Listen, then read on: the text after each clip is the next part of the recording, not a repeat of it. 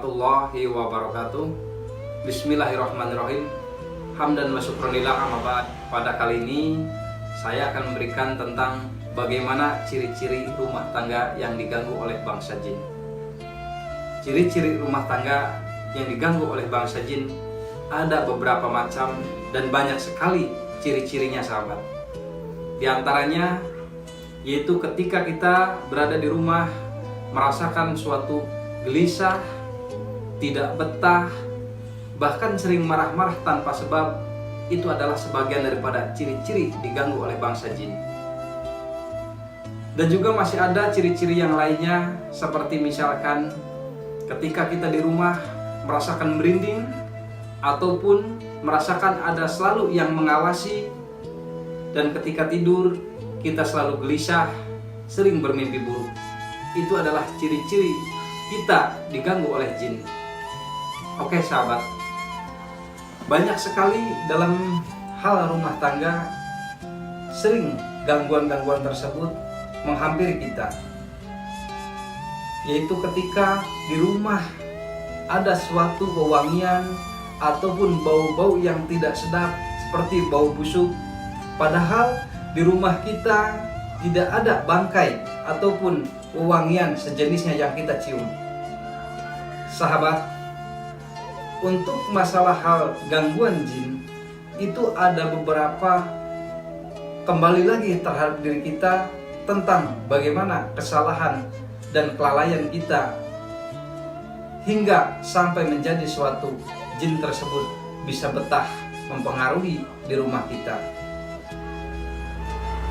Jin tersebut ketika kita diganggu oleh bangsa jin ataupun diganggu oleh jin zolim, yaitu kita sering terjadi suatu sakit-sakitan tanpa sebab. Ketika kita datang ke medis, diperiksa, hal itu tidak ada penyakitnya, bahkan medis dinyatakan suatu bahwa itu adalah tidak bermasalah ataupun sembuh, padahal sejatinya kita merasakan suatu penyakit, sahabat. Nah, itu sebagian daripada ciri-ciri bahwasanya kita diganggu oleh bangsa jin. Dan masih banyak lagi tentang diganggu oleh bangsa jin di antara lingkungan-lingkungan kita, sehingga rumah tangga tidak harmonis, sering bertengkar tanpa sebab, sering marah tanpa sebab, dan juga bahkan sering terjadi ketika kita mempunyai permasalahan kecil, yaitu menjadi suatu permasalahan dibesar-besarkan. Itu ciri-ciri suatu gangguan bangsa jin, sahabat. Di antaranya bagaimana cara mengatasi itu? Baik sahabat, ini ada dua metode untuk mengatasi cara itu. Pertama, mengatasi cara-cara hal tersebut, yaitu kembali lagi pada diri kita.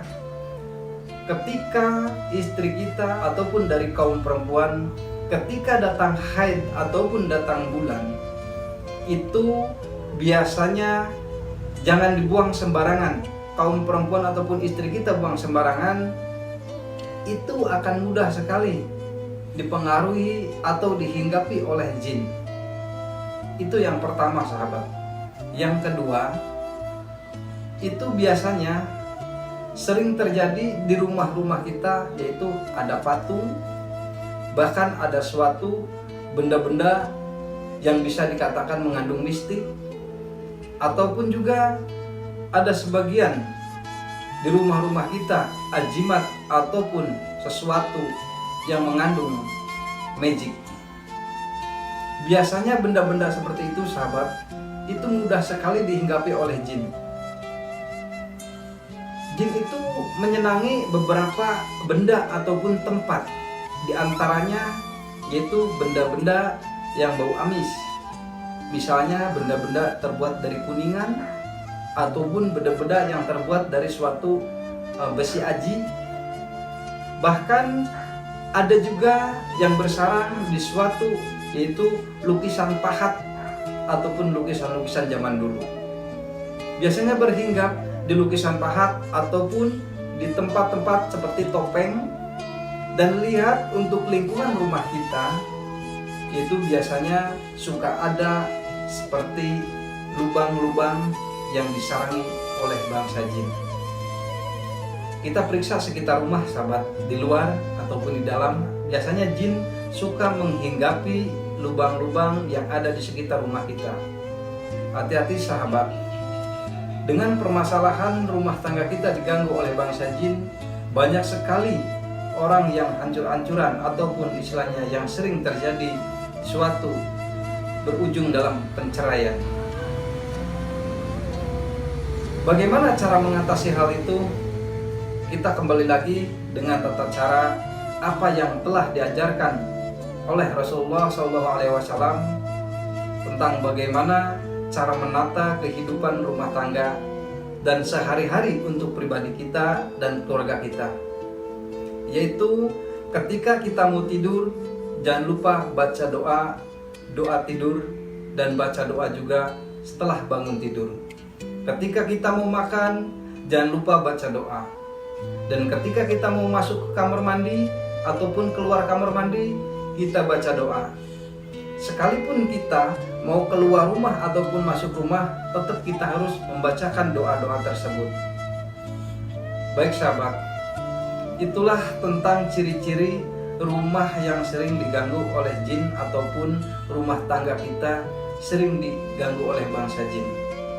Mudah-mudahan dengan penjelasan hal seperti itu, sahabat bisa memahami bagaimana cara menyikapi kita menjalankan suatu keharmonisan rumah tangga dengan langgeng tanpa ada gangguan efek gaib ataupun gangguan-gangguan jin lainnya. Karena sebaik-baiknya jin adalah sejahat-jahatnya manusia. Mudah-mudahan apa yang saya sampaikan menjadi suatu manfaat untuk para sahabat.